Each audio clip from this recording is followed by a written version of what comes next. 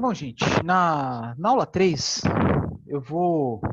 primeiro assunto que eu vou falar, eu não sei se todos vocês conhecem, está se falando muito nos dias de hoje, até aparecendo nas propagandas da Globo, por exemplo, aqui tem parabólica em casa, né? Sobre os Objetivos de Desenvolvimento Sustentável da ONU, da Organização das Nações Unidas, né? Que são alguns objetivos, né, que visam aí, como o próprio nome diz, o desenvolvimento sustentável, a qualidade de vida, a manutenção do meio ambiente. Então, assim, por exemplo, quando fala primeiramente, né, erradicação da pobreza, é, quando eu falei erradicação da pobreza, né, para garantir o mínimo, né, de sustentabilidade, qualidade de vida das pessoas, mas não esquecendo, né, que o meio ambiente deve ser respeitado também. Então não adianta nada, por exemplo, aumentar o desenvolvimento econômico em detrimento ao desmatamento, por exemplo, né? Desmata, retira-se uma quantidade de recursos naturais muito maior que a sua reposição natural, né? Para manter um mínimo de qualidade de vida. Então, quando eu falo em erradicação da pobreza dentro desse âmbito do desenvolvimento sustentável, é garantir uma vida digna a todos, né? E um ambiente sustentável, e um ambiente assim, e o meio ambiente, com o mínimo de destruição ao meio ambiente, porque não adianta, é uma coisa que é inevitável. Qualquer atividade humana gera impactos ao meio ambiente, muitas vezes impactos negativos. Tá? Então, assim, fala-se muito, né? Eu mesmo já vi em um evento científico, gente falando que a produção de cana-de-açúcar não é renovável. Mas por que que falo isso? Porque falo não apenas, né, do fato, né, dos canaviais, né, gerarem algum impacto ao solo. Confesso, né, que realmente isso acontece, né, mas isso é um assunto muito extenso, né, para falar aqui. Mas fala-se muito, tem que desmatar grandes áreas nativas, mata nativa para plantar cana. Né? Eu não quero entrar em detalhes aqui, mas infelizmente na agricultura se vê muito isso mesmo, né? Para plantar, ou principalmente para a criação de gado, ou desmatar grandes áreas. Na verdade, né, muitas atividades que nós observamos não têm contribuído para a geração de riqueza, têm contribuído, na minha opinião, para a perpetuação da pobreza. Tá? Independente se um local é muito ou pouco desmatado, infelizmente a pobreza perpetua, continua. Tanto que, por exemplo, a região norte do Brasil junto com o Nordeste, uma das regiões mais pobres do Brasil. Tá? Especialmente naquela região chamada Arco do Desmatamento, que pega aí norte do Mato, extremo norte do Mato Grosso, sul do Pará, leste do Pará, oeste do Maranhão, enfim, né? Para mostrar para vocês e que não adianta nada, né? Desmatar grandes áreas para a criação de gado, né? Gado extensivo, gado de corte, mas mesmo assim, né? E às vezes até piora, né? Por quê? Porque com desmatamentos, né? Aquela população nativa, né? Que dependia, por exemplo, da caça, da pesca, do extrativismo, né? Acaba ficando cada vez mais pobre, indo para as favelas, nas grandes cidades, enfim, né? Tendo uma vida miserável, para não dizer pobre, miserável mesmo. Então não adianta nada falar erradicação da pobreza se essa erradicação da pobreza gera grandes impactos ambientais, às vezes é até pior. Aqui fizeram um programa que foi criado já na década passada, né, que tem tudo a ver com a erradicação da pobreza, inclui inclusive programas de como é que se fala? Não é doar, pode ser de certa forma doação, né? Mas de fornecimento, né? De recursos financeiros, né? Para sustentar as famílias mais pobres, enfim, né? Dá muito pano para manga também, não cabe falar sobre esse assunto aqui. Boa saúde e bem-estar, né? Então não adianta nada, né? É promoção da boa saúde e bem-estar para você se causa problemas aos outros. Então quando fala isso, né? Boa saúde e bem-estar é para todos, né?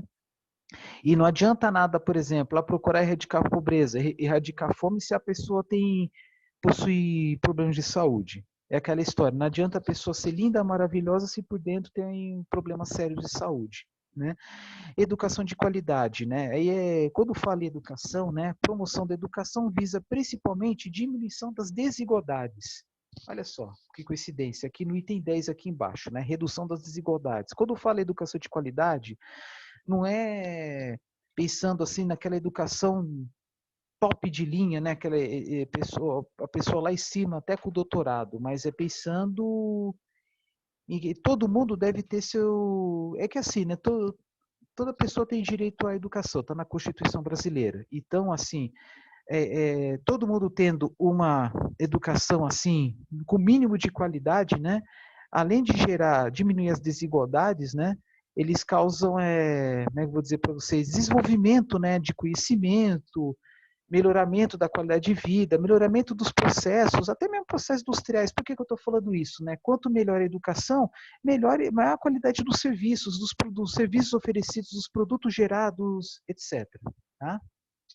E não adianta nada ter tudo isso aqui, mas não ter igualdade de gênero, né? Que é aquela história de homens e mulheres receberem o mesmo salário, as mulheres terem aí o benefício do auxílio maternidade, os homens terem o direito do auxílio paternidade. Quando falo igualdade de gêneros também, são também como é que se fala, né? Os homossexuais, por exemplo, né? Que atualmente, né, antes falava GLS na minha época, agora depois falou LGBT, né? Depois tem outras vertentes aí da sexualidade, né, que vai muito além do masculino e do feminino. Né? Que mais? E voltando aqui, educação de qualidade para todos, ricos e pobres, homens e mulheres, homossexuais, né, LGBT, agora tem, já com o passar do tempo vão aparecendo várias outras nomenclaturas, né, enfim, etc. E boa saúde e bem-estar, né? Voltando um pouco aqui, né? Oferecer serviço médico, odontológico, obstétrico a todos, né? A ricos e pobres, a indígenas, a minorias diversas e assim por diante. Tá? Outra coisa muito importante, né? Voltando a falar do Fome Zero, a grande questão, né, da produção dos alimentos, né, que boa parte dos alimentos, infelizmente, eles são desperdiçados, tanto na produção há perdas, quanto no transporte e também na sua comercialização e quando elas já estão nas residências. Tanto que, infelizmente, a maior parte dos alimentos produzidos, vamos falar de Brasil, né, boa parte dos alimentos produzidos no Brasil são desperdiçados. Aí, por exemplo, na agricultura, né, tem aquela questão daqueles produtos feios. Vamos supor tomates, né? A pessoa vai colher lá os tomates lá na fazenda, uma parte deles estão bem feios que não vão para o comércio. Ah, mas tem gente que usa esses tomates feios aí para produção industrial, produção de molho de tomate, por exemplo. Tudo bem, beleza. Mas às vezes há uma produção maior ou menor, né, de tomate mais feio ou mais bonito, né? Mas vamos supor que se a produção de tomates muito feio for grande demais, aquela indústria que usa esses tomates feios não vão conseguir receber esses tomates, e chega ao ponto de serem desperdiçados. Isso é fato. Por quê? Porque o mercado, né, não aceita tomates feios. Né? Tem até alguns conceitos aí de frutas feias, que são frutas feias, legumes, verduras feias, que não estão estragadas, que possuem as qualidades nutricionais exatamente iguais, mas a questão é estética. Né? Isso também, né, na agricultura, né, tem a questão dos frutos que não são plenamente desenvolvidos por causa de pragas, né, ataque de insetos, até mesmo aves, que é algo assim eticamente deve ser deve ser devidamente contornado, né, porque ninguém vai ficar matando um monte de pássaro só porque fica bicando frutas, por exemplo, né? Tem até longos estudos por trás aí sobre o compartilhamento, né, da cultura agrícola, especialmente perto de florestas, de vegetação nativa, onde tem várias aves, que inevitavelmente acaba comendo seus frutos. Assim que terminar isso aqui, eu vou comentar sobre um assunto bem bacana sobre isso, né? Que no caso é especificamente uma cultura de café que fica próximo da mata nativa. Então, tem lá as perdas na agricultura devido a problemas de desenvolvimento do fruto. Aí tem a questão, às vezes, da problemas genéticos da planta, chuvas em excesso, ou chuvas de menos, né, pouca água, muita insolação, também granizo, pragas, né, que são insetos, por exemplo, tá? Que vai de gafanhotos, mariposas, larvas, etc. Né?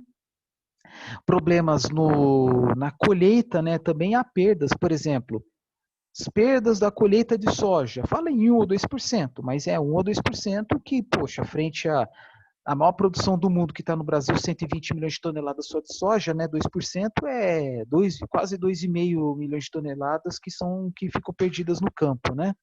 No caso do milho, isso também acontece, né? Embora às vezes até relatos aí depois da colheita de pessoas que pegam, né, os sabugos, os grãos, né, do chão mesmo, né, para diminuir aí seu desperdício, né? Principalmente quem está desempregado, infelizmente, né?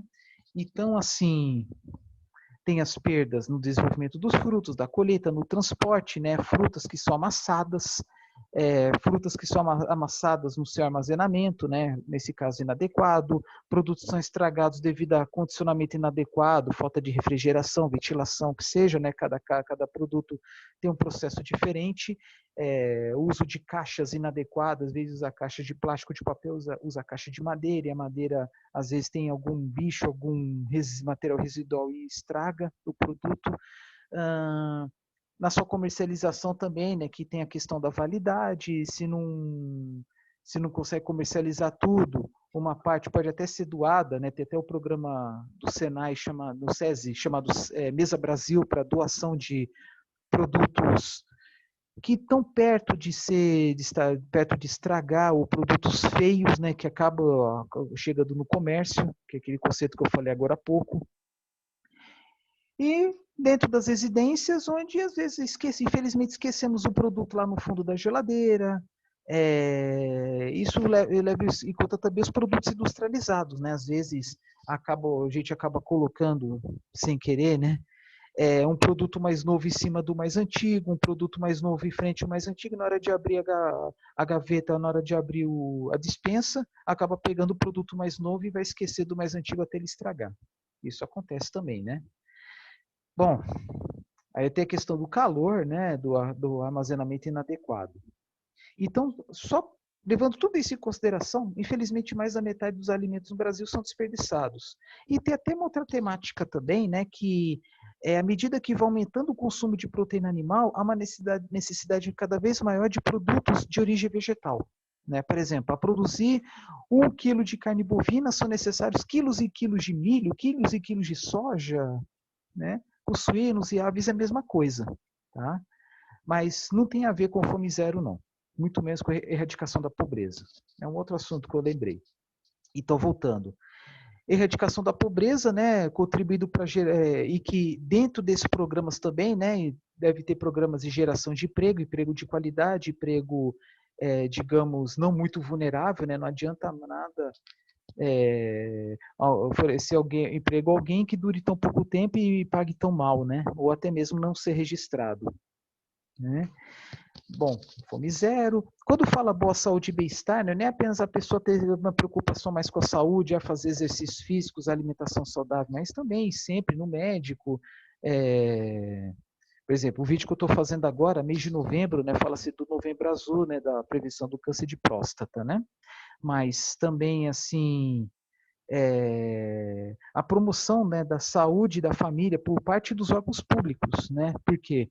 Porque a cada real investido em saúde pública, prevenção de doenças, o que economiza de tratamento é no mínimo R$ 5, talvez até mais, talvez uns R$ 10. Isto é, a cada real investido por parte das prefeituras, por exemplo, em atendimento domiciliar, por exemplo, saúde da família, prevenção de doenças, vacinas, economiza aí um tanto de dinheiro com tratamento de saúde.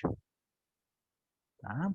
Ou, por exemplo, vamos supor, no caso da poliomielite, que é uma doença que felizmente no Brasil foi erradicada na década de 80, mas tem países que ainda a doença é endêmica. A vacina é baratinha, é bem barata, e ela previne que a pessoa fique, como é que se fala? Tenha problemas, né, para a vida toda, problemas motores, problemas de saúde, né, que contribui às vezes até mesmo para que a pessoa fique inapta a trabalhar, exercer atividades intelectuais, enfim, né. Vamos lá, água limpa e saneamento. Pela mesma situação que eu falei da saúde da família, saúde preventiva, vacinas, investir mais ou menos, pelo menos R$ 1 em saneamento básico, vai economizar em torno de R$ 6 com tratamentos decorrentes a doenças. E aquelas doenças que no Brasil eram mais comuns até a década de 60, 70, Ainda, infelizmente, em alguns lugares é bastante comum, tá? Mas são aquelas doenças que contribuíam para ter, por exemplo, taxa de natalidade infantil de 140, 150 nascidos vivos a cada 1000, né? Que natalidade infantil é isso, né? A cada 1000 nascidos, a cada 1000 bebês, um tanto, infelizmente, né, morrem antes de completar 1 ano de idade. Tá, então, aí, até 40, 50 anos atrás, no Brasil falava de 140, 150. Hoje fala em torno de... não lembro mais. Até saiu uma pesquisa recente, 2020, em torno de 12, eu acho. Mas tem país que chegou a 5, até mesmo 3 por 1000, né? Então, no Brasil deve estar em torno de 15, de 12 por 1000, né? Porque no Brasil, né, foi desenvolvido um programa de vacinas bem consolidado, diminuiu bastante o caso de doenças por contaminação do solo, da água, né, decorrente aí a proximidade com o esgoto, né, como cólera, febre tifoide e assim por diante. Mas, enfim, como falei, né, investe R$1 em saneamento, economiza em R$6, R$5,50, R$6 em tratamentos, né? E o que seria saneamento? Transporte de água de qualidade e coleta e tratamento do esgoto. Porque na época dos meus pais, né, não se falava em tratamento de esgoto.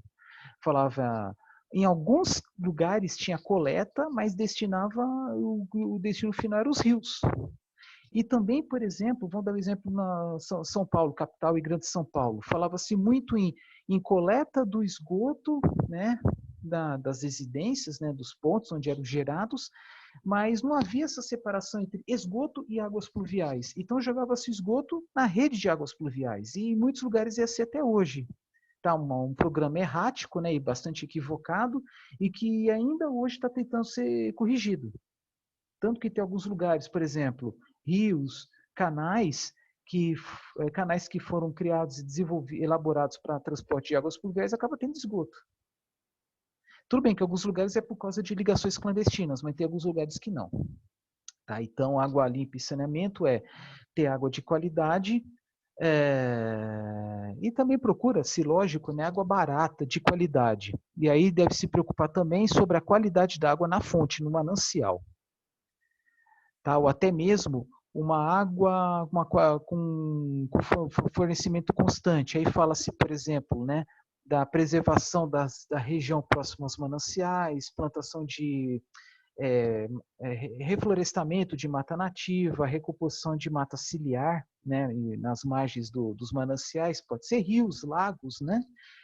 E também, boa parte da água, especialmente em cidades do interior, ela é extraída de poços artesianos. Então, tomar muito cuidado com a qualidade da água no subsolo, porque tem alguns lugares que essa água pode ser contaminada devido à presença de agrotóxicos. Tá? Principalmente o uso inadequado de agrotóxicos, que elas também podem ir para os rios. Tá? Infelizmente, tem muito a ser resolvido, há uma desigualdade muito grande. Por exemplo, o estado de São Paulo é talvez o estado que tem os melhores índices, mas em compensação tem estados como, por incrível que pareça, o estado do Amazonas tem um dos piores índices de saneamento. Tá?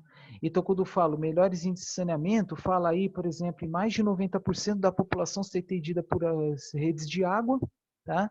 Isso desconsiderando a população rural. Né?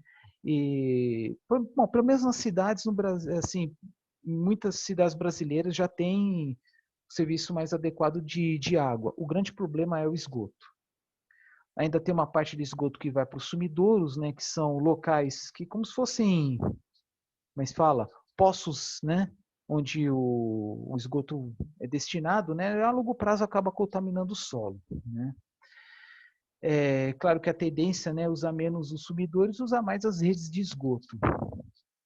E aí dentro do tratamento de esgoto, até mais para frente eu vou falar com mais detalhes, tem a qualidade do tratamento do esgoto. Por quê? Presume-se, né, que se você extrai o recurso natural, né, no caso a água, com uma certa qualidade, você deve devolver com a mesma qualidade. Por quê? Porque logo após o local do despejo do esgoto tratado, vai ter gente que vai usar essa água. Por exemplo, se a alguns quilômetros de distância tem uma cidade, aquela água que antes era esgoto vai ser captada para abastecer aquela outra cidade. Ou vai ser captada para irrigação ou para alguma atividade industrial. Então, tem várias cidades Brasil afora que estão nas margens dos rios Então, tem uma cidade que está mais acima, a montante pega a água, trata a água e joga no rio. E uma cidade que está mais para baixo, pega essa água e é usada de novo. Né? Tem que tomar muito cuidado com isso, com a qualidade do tratamento do esgoto. Tá? Dá muito pano para manga.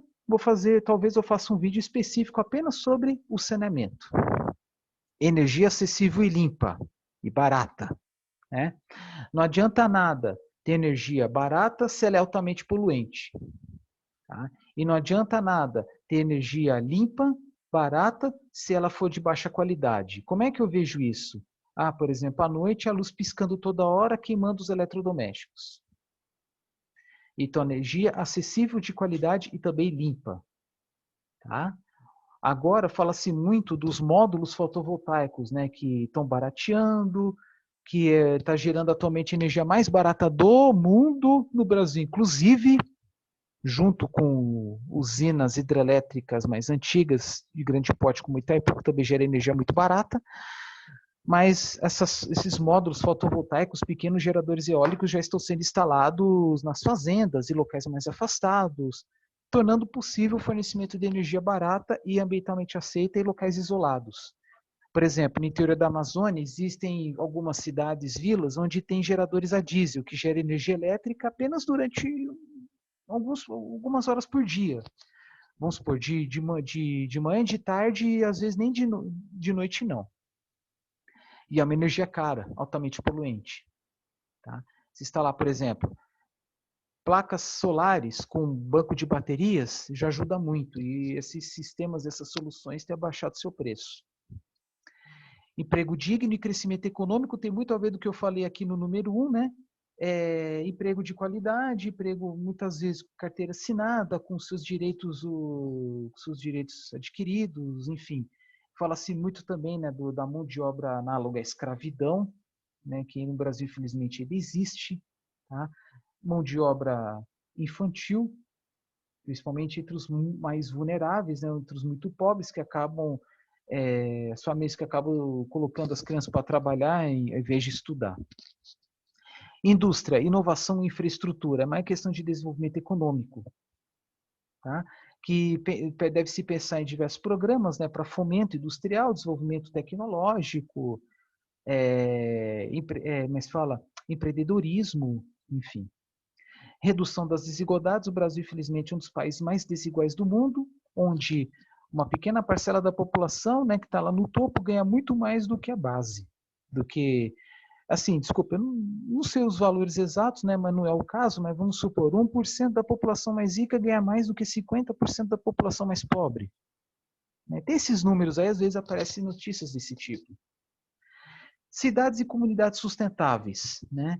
Isso aí também dá muito pano para manga, né? Mas pensando, por exemplo, diminuição da poluição, coleta adequada dos resíduos sólidos, programas de reciclagem também, lixo reciclável, atendimento adequado, serviços públicos adequados, como na área de educação, saúde, por exemplo, enfim, né? Qualidade para promoção da qualidade de vida.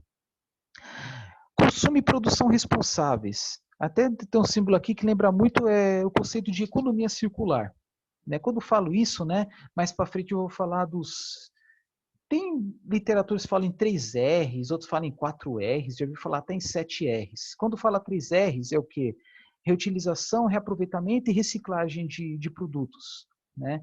Quando falo reutilização, por exemplo, alguém tem um pote de azeitona e tá com dó de jogar fora.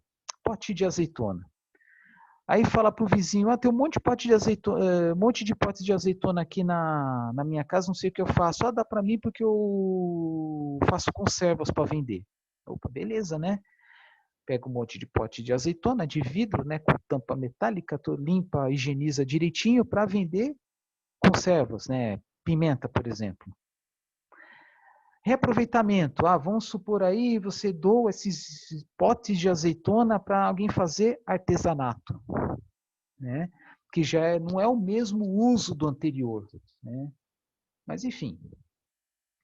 E reciclagem, aí não tem jeito, aí é destruindo o mesmo material, mas que vire vidro mais para frente, né? Quem sabe potes de azeitona, você leva para reciclagem, que a indústria tritura, derrete e tal, e vira uma garrafa de refrigerante, por exemplo, né? Gente, tem muitos exemplos aqui, não vou falar aqui, senão o vídeo fica muito extenso. Eu pretendo fazer um vídeo apenas sobre isso, sobre esses 3 R's, 4 R's, 7 R's aí, né? Combate às alterações climáticas, né? Porque, como eu falei, né, que qualquer atividade humana gera algum impacto, local ou até mesmo global, né? Então, infelizmente, fala-se muito, né, da diminuição das chuvas em determinadas regiões do Brasil.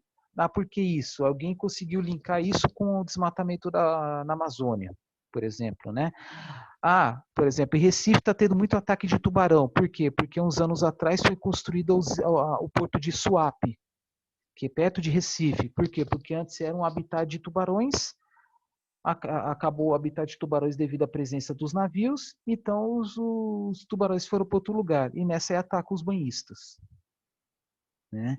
Tudo bem que não tem, esse exemplo não tem a ver com alteração do clima, né? Mas alteração do ecossistema, que tem a ver até aqui embaixo, ó, vida debaixo d'água. Então, por exemplo, alterações climáticas, fala aquecimento global, maior ou menor número de chuvas, e quando chove, chuvas mais irregulares, chuvas mais torrenciais, e as instalações públicas não estão adequadas para receber tanta chuva em um curto período de tempo, aí aparece casos de transbordamentos, enchentes, problemas dos mais diversos aí, destruição também. Né? Aí no caso do calor, né, problemas com desidratação, pessoas indo para o hospital, etc. Né? E até mesmo em situações mais extremas, a morte, o óbito. Que mais? Agravamento de fenômenos já existentes, né? Como o El Niño, Laninha, monções que tem lá na Índia e Bangladesh e afim. Vida debaixo d'água, né? Que é o evitar, né, o uso desenfreado dos recursos naturais, né? Não pescar demais. Até a questão da morte dos corais, né? Esbranquiçamento dos corais devido ao aumento da temperatura da água. Tá? Alguns lugares, por exemplo, Mauritânia, que fica na África, né, que o uso desenfreado dos recursos viscosos, né, no caso peixes, tá? Onde é uma extração maior do que tinha que ter, tá? Pensando assim no lucro imediato. Vida sobre a Terra, né? Algo semelhante do que eu falei aqui no número 14, mas nos continentes, né? Que é a exploração adequada dos recursos naturais, como por exemplo extração adequada, né, das árvores, né, para extração para produção de madeira nobre especialmente, tá? Que existe também extração de madeira, eu falar de uma forma legalizada, é legalizada sim, mas existe um manejo adequado, tá? Respeitando a reposição natural que a natureza oferece, né? E também aquela história, se você vai plantar, você vai usar o solo, você tem que recompor os nutrientes, né? Aplicação de adubo, né? Não usar muito agrotóxico, não usar muita água, né? Porque se usa muita água, acaba, além de lavar o solo, né? Uso inadequado acaba diminuindo esse recurso natural. Paz, justiça e instituições fortes. Os países mais desenvolvidos do mundo possuem instituições fortes, tá? Que é um poder legislativo, um poder judiciário que é respeitado, que é forte, que não são sucumbidos aos gostos do poder executivo do momento, né? E quando fala instituições fortes, é respeito às leis, tá? E o respeito às leis, combate à corrupção, lavagem de dinheiro, etc., né, desvios dos mais diversos, acabam gerando países mais desenvolvidos, com melhor qualidade de vida e menos desiguais. E parceria em prol das metas, né, a união de diversos grupos, diversos conselhos, até mesmo diversas cidades, estados e países em prol do desenvolvimento comum. Vamos supor aí, pequenas cidades se unem para construir um aterro sanitário, que envolve altos custos, né? Ou pequenas cidades adquirem equipamentos médicos que são usados em conjunto, tá bom? Então, assim, são itens, né, que são essenciais, né, quando fala em desenvolvimento sustentável, e, de novo, é um programa das Nações Unidas, da Organização das Nações Unidas. Então, é algo falado no mundo todo. Tá? Então, está aqui, Objetivos de Desenvolvimento Sustentável. Então, os próximos dias eu vou pautar em cima de alguns deles.